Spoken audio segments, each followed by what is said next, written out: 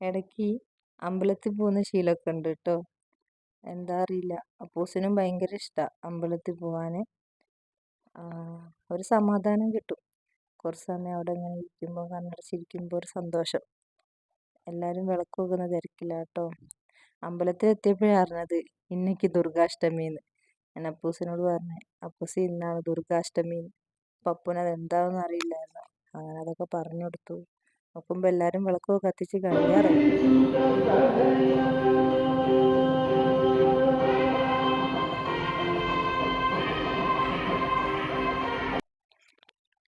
അമ്പലത്തിൽ കയറുമ്പോൾ തന്നെ എന്തൊരു സമാധാനമാണ്, ഒരു സമാധാന അന്തരീക്ഷം.